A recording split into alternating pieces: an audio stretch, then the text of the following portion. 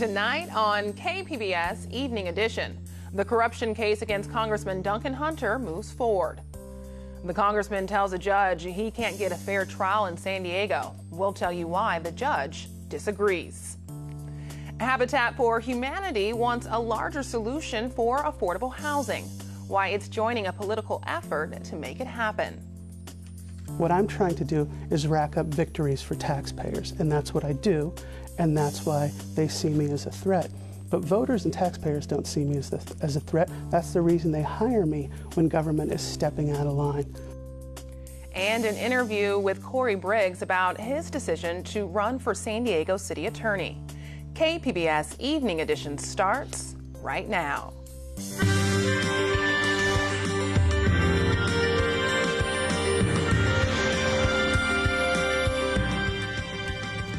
Good evening. It's Monday, July 8th. Thanks for joining us. I'm Ebony Monet. Congressman Duncan Hunter was back in court today trying to convince a judge to dismiss his corruption case. KPBS reporter Matt Hoffman tells us why the judge denied that request. Today, Judge Thomas Whalen denied a number of motions from Hunter's camp, including one to have the case dismissed and another to move the trial out of San Diego. Shame! Shame! Shame! Congressman Hunter arrived at the courthouse and was met by protesters and, for the first time, a group of supporters. Respect! Respect! This time, Hunter was flanked by two men who appeared to be acting as personal protection. Inside the courtroom, Hunter's attorneys argued prosecutors involved in the investigation were biased against the congressman. They pointed to prosecutors' attendance at a Hillary Clinton fundraiser and said the investigation into Hunter did not start until after he endorsed Donald Trump for president. The defense said they waited until right before Hunter's 2018 election to file charges in hopes of flipping his red seat blue. Prosecutors called the defense's claims smoke and mirrors and said those at the Clinton fundraiser attended in their official capacity.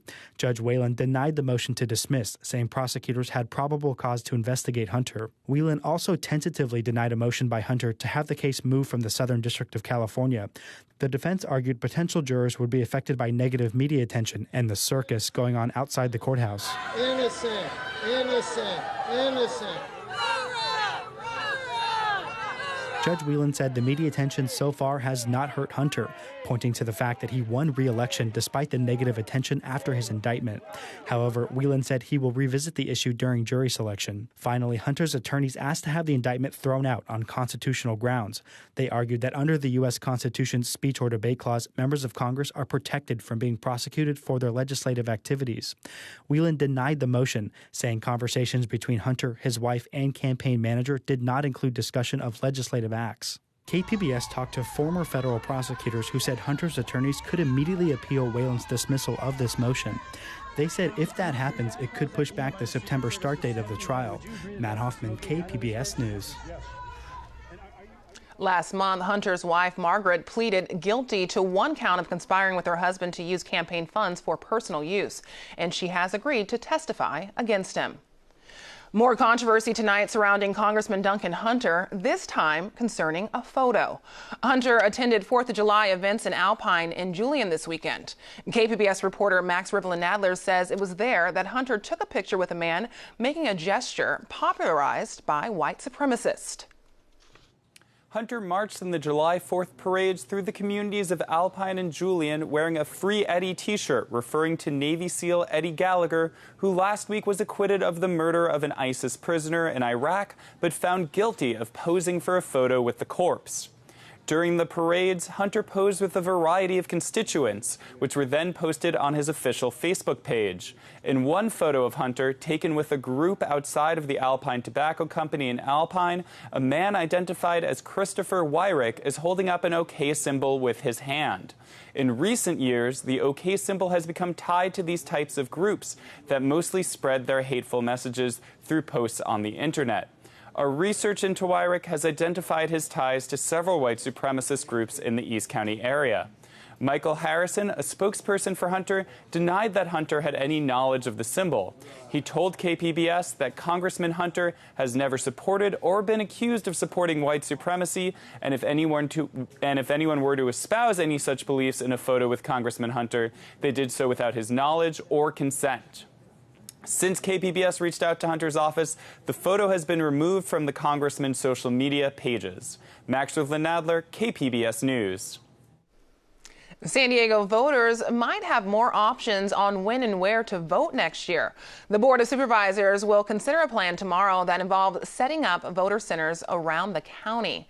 Voters would be able to drop off a mail-in ballot or cast a ballot at the center itself. If the board approves the idea, 2020 would be a test run with the potential for more voting centers in 2022. You might recognize the name Cory Brigs. The San Diego attorney has made headlines for filing lawsuits against developers and municipalities, including San Diego. Now he wants to be San Diego's next city attorney. Here to tell us more about his campaign to replace Mara Elliott is Cory Brigs. Welcome. Hi, thanks for having me. So why do you want to be San Diego's next city attorney? The city attorney's office has been turned into a politics shop. We need to get it back to running as a straight-up, objective law firm that provides a support role to the mayor and the city council. Right now, the city attorney's office practices in politics disguised as lawyering. That's not good for taxpayers. It's not good for voters. It's not good for accomplishing what the mayor and the city council set out to accomplish for the people who get them elected into office. I want to fix that. I want to take the office back to being just a straight-up regular law firm that gives the best possible advice to the mayor and the city council so that they can go out and do what they got elected to do. After being a frequent challenger of the city of San Diego, do you feel that you could offer politics-free advice? Yeah, look, the reason that my clients have hired me to sue the city on occasion, to sue other government agencies, is because politics is what's driving these decisions as opposed to being supported based on good legal advice. Right? When you have the city attorney influencing the decisions because he or she is politically motivated, the mayor and the city council end up making bad decisions because they're getting political advice from lawyers. What we need are the lawyers to be giving good legal advice so that the politicians are not getting the taxpayers in hot water in the first place. There's a right way and a wrong way to do things, and our current city attorney frequently tells the city council and the mayor how to do it incorrectly because it's politics driven. Once we get back to making decisions based on the law, just a straight up reading, giving straight legal advice, they can make the decisions. Do you think that that could possibly be a black eye during this campaign? How would you explain that to potential voters? The proof is in the pudding. My clients sue, they win cases. The judges look at it, the judges conclude that they did the right thing, that they provided a public service, and the judge approves the attorney's fees. That's all part of the way the system works. Think about it from the other side. When you have a politically motivated city attorney's office who sues the voters to block them from voting on something as important as the future of Mission Valley, to expand this very university, by the way.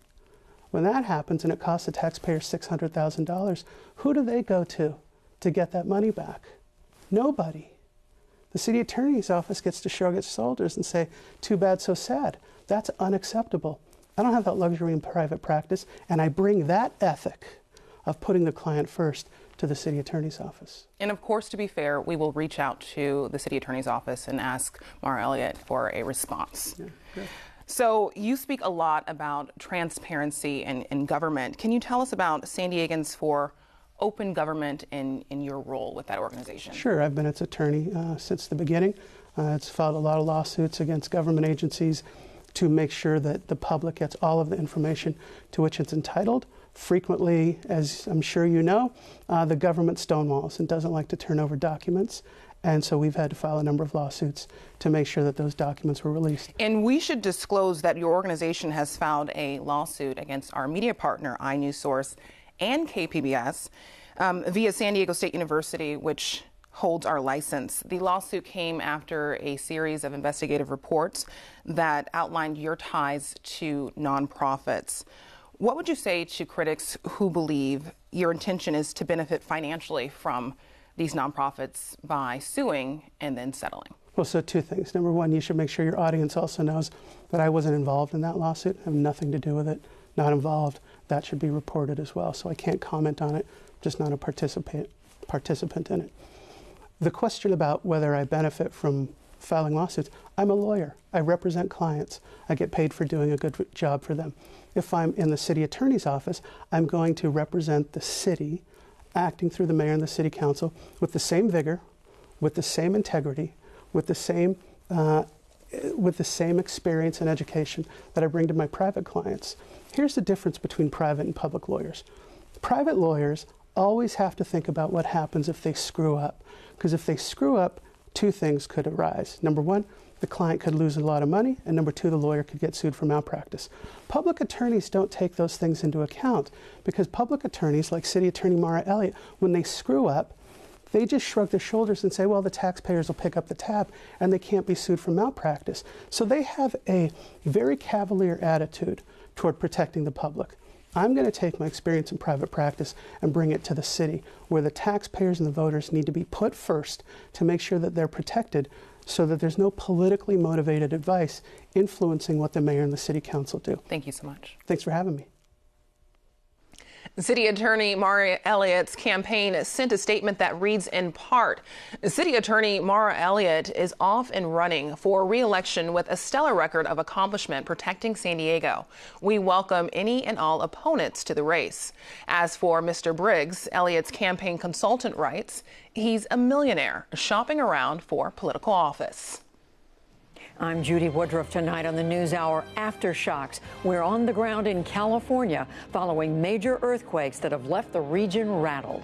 Coming up at 7 after Evening Edition on KPBS. San Diego residents reclaim a problem intersection. For years, the intersection of Euclid and Imperial Avenues had a reputation of gang violence. In fact, it was once known as the Four Corners of Death. KPBS reporter Claire Tregesser says for the past 6 years, people have gathered there to celebrate what they now call the Four Corners of Life. Hey, Four Corners of Life, y'all. Take it back to Southeast, one corner at a time.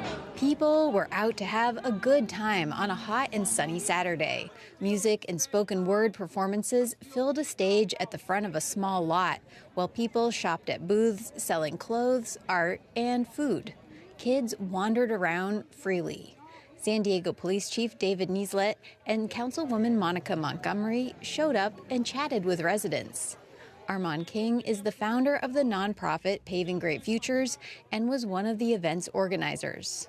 What's going on here is a celebration of life and love in the community of Southeast San Diego.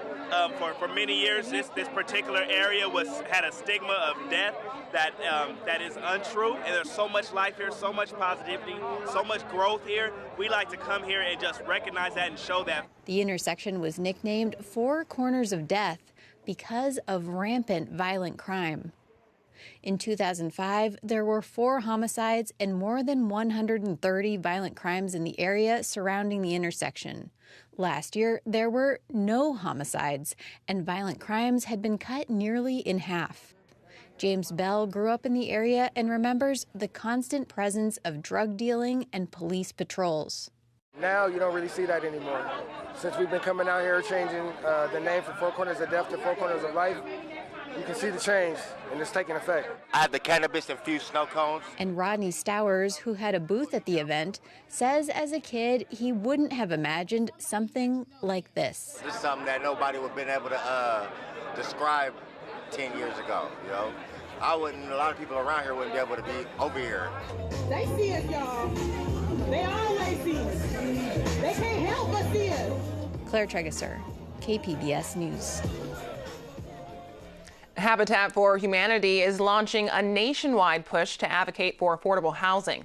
KPBS Metro reporter Andrew Bowen says in San Diego, that means campaigning for a $900 million ballot measure next year.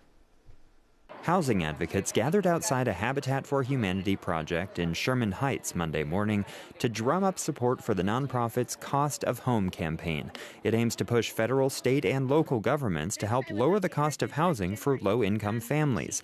In San Diego, the campaign is all about promoting a $900 million bond to fund affordable housing. Lori Filer, San Diego Habitat's CEO, says working-class people can't afford the housing that is now being built. The cost to build build in San Diego County are so high that there has to be some subsidy. And so this November 2020 bond is a resource to provide that subsidy here locally that we'll have control over. A city council committee could advance the housing bond as soon as July 31st. City Councilman Chris Ward says the bond would also bring money to San Diego from Sacramento and Washington, D.C. This is our chance to build housing in all neighborhoods that working San Diegans can afford and gain the matching funds from the state and federal resources needed to make San Diego eligible so that we can actually produce more housing units. The housing bond has a good shot at getting on the ballot, needing approval from 6 city council members. It would face a bigger hurdle in November 2020, requiring support from 2/3 of city voters to pass. Andrew Bowen, KPBS News. A rural California community is cleaning up and repairing damage after being shaken by 2 major earthquakes. The U.S. Geological Survey says the area near Ridgecrest has felt hundreds of aftershocks. CNN reporter Sarah Sidner talked to people who live in the area. Surveillance video capturing the moment a 7.1 magnitude earthquake rattled Ridgecrest, California. Intense shaking inside sent anything that wasn't tied down flying. Outside, it tossed around parked cars, sloshed water out of pools, broke apart Highway 178, created a huge crack along the desert floor, and terrified residents wherever they were who thought the worst was over after experiencing a 6.4 quake the day before. Get under the table, get under the table. Oh my God, oh my God, oh my God, oh my God, oh my God. In Trona, California, 25 miles away from Ridgecrest, the Bird family opted to sleep outside in the desert heat instead of under their own roof for a few nights. That's what we did. We thought it was safer that way because they said another one was coming. And if it was worse than that one, you definitely didn't want to be in our house. It shook so bad that I had to escape by the window. So we decided we were going to stay here and spend the night because we were too worried that another one would come and actually damage us. So you got out by the window. What was it like inside? It looked like a tornado just came into our house and just had a party. Now the destructive party is over and cleanup has begun. Everything that was tucked away in cupboards or on shelves ended up on the floor in their home. For most homes near the epicenter of this major earthquake, you can't really tell there's damage until you go inside the homes. But for this particular house, it is very clear on the outside. You see that crack? We're told it goes all the way through the entire home. Back in Ridgecrest, the largest town near the epicenter, it was fires that caused the most visible damage. I looked up and the flames were already shooting out of the windows. Bob Bludeck watched as his neighbor's home burned down. He says the difference between the 6.4 and 7.1 quakes was night and day. The second quake made him consider moving after more than 30 years in this town. To be honest with you, I didn't know if we were going to get out or not. What do you mean by you didn't know you were going to get out? I didn't know if we were going to make it. I hope to never go through something like that again. But seismologists say after a major quake like this, residents could feel aftershocks for years to come. All roads serving Ridgecrest are safe to drive again, and utilities have been restored. But residents are being told to boil their water for the next few days. Wildfires are another constant threat here in California, and now the state might spend billions to help utilities pay damages. That's one idea being considered by lawmakers. It would establish a special fund that utilities can access for fires caused by their equipment. Another idea would create a new department to oversee utility safety efforts. The work week starts with cool and sunny weather with a heat up expected well ahead of the weekend. Paul Williams has details in tonight's forecast. Well, good evening. We are expecting much calmer waters this time around. We have no active advisories at this time. Winds out of the west at about 10 knots for the evening time. Mixed swell of winds west at 2 feet at 6 seconds, and southwest at 3 feet at about 18 seconds. As you take a look at the last 6 hours, we've stayed relatively clear throughout a good portion of Southern California. It looks like we're going to continue to enjoy that much clearer and calmer pattern throughout the rest of the evening hours. As you take a look at our expectations for tonight, we are expecting increasing cloud cover as we slip back to about 64 degrees for the overnight low in the metro area. Now, as far as the San Diego County area, Oceanside 61 degrees with increasing cloud cover. Look for the clouds to thicken for us a bit in Ramona, and 54 for the overnight low. Mount Laguna 55 degrees with scattered clouds and patchy cloud cover throughout the evening time. Now, bear in mind for us, as you begin to kind of reflect on what's happening with Monday, we've had some breezy conditions for us initially, but then that's beginning to calm down for us. As we go into tomorrow's forecast, we're expecting for Oceanside 74 degrees and a great deal of sunshine. San Diego 72, mostly sunny skies. As far as Mount Laguna is concerned, we'll get a chance to warm to about 75 degrees, and Borrego Springs will warm up to about 103 for the daytime high, with blistering sunshine throughout the forecast period for us, and we're expecting for it to continue to stay very much on the blistering side for us as you go into the desert area. Now, we take a look at our futurecast and we focus on what's happening for us by Tuesday in the evening time, and we're going to see a little bit of the cloud cover nudging its way a little bit more so right along the coastal region. We'll see an influx of moisture that's going to begin to have its effect, but I don't think it's going to pose a problem as far as any widespread rain or showers are concerned, even as we go into Thursday, for example. By late in the work week, we're looking for it to continue to stay very dry and very hot throughout the southwest part of the country, which is in our neck of the woods. And as you take a look at what's happening with the forecast for the coast, we're looking at temperatures in the 70s with plenty of sunshine, partly sunny skies along inland. 87 on Thursday, by the way, mostly sunny skies and very warm, into the 90s by Friday and Saturday. In the desert, staying into the century mark and up to 112 for Friday. I'm AccuWeather meteorologist Paul Williams.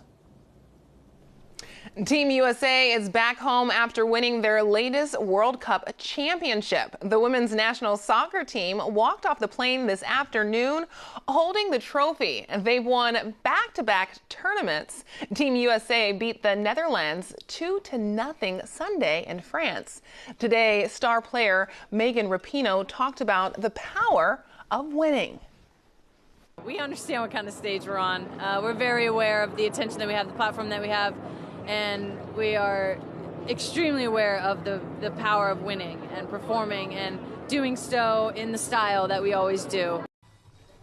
Next, they'll be treated to a parade in New York City on Wednesday. Steadiness is a big issue for people with Parkinson's disease. KPBS science and technology reporter Shalina Chatlani tells us about robot research happening in San Diego that might help. This robot has got a mind of its own. Well, sort of. It's been programmed to model the human body, specifically a person suffering from Parkinson's disease, a brain condition that can cause shaky movement, says Dr. Payman Musavi, a researcher at San Diego State University. My uncles, they had Parkinson's, and due to aging brain, they were suffering from the jerky motion of their hands. So Musavi and his team have been collecting data from this robot to figure out where this unsteadiness or time delay between brain signals and muscle motion comes from. Here's how it works. The robot is told to pick up an item. Sometimes there's a delay, and sometimes there isn't.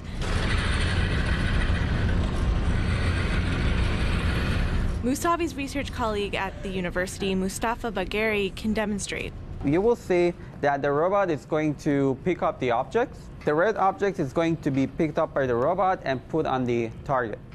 And there is a delay. At the beginning, as you can see, it doesn't move.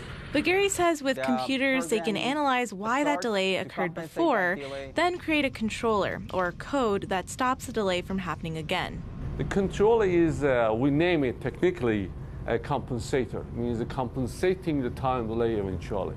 So it's going to predict to the future and says the mug must be, for example, must be here, but you're still here. So I'm going to send a signal to the muscles to compensate this time interval to avoid instability in the motion. The hope, he says, is that this technology can eventually be used to create a chip that can be implanted in the human brain. So we're going to train the microchip and the code inside. If you see that delay happens, now send the proper signal to the muscles. But other than humans, Musavi says this technology could help in different fields. For instance, in solving time delays between a command station signal on Earth to a rover on Mars. Shalina Chatlani, KPBS News. Now here's a recap of some of today's top stories. There will be no big changes to Congressman Duncan Hunter's campaign spending trial. Hunter was in court today to ask a federal judge to either dismiss the case or move it out of San Diego. Both requests were rejected. The judge says there's no evidence Hunter cannot receive a fair trial in San Diego. The county might expand its voting options in 2020. Tomorrow, the Board of Supervisors will consider a pilot program to open several voting centers. People would be allowed to drop off a mail-in ballot or vote in person for a period of time before the election. Small towns in the Mojave Desert are recovering from 2 major earthquakes that shook the area in recent days. Crews are still assessing the damage and restoring utilities in some areas. The 6.4 and 7.1 earthquakes struck on Thursday and Friday, about 150 miles north of Los Angeles. There are no reports of any serious injuries. You can find tonight's stories on our website, kpbs.org/evening edition. Thank you for joining us. Have a great night.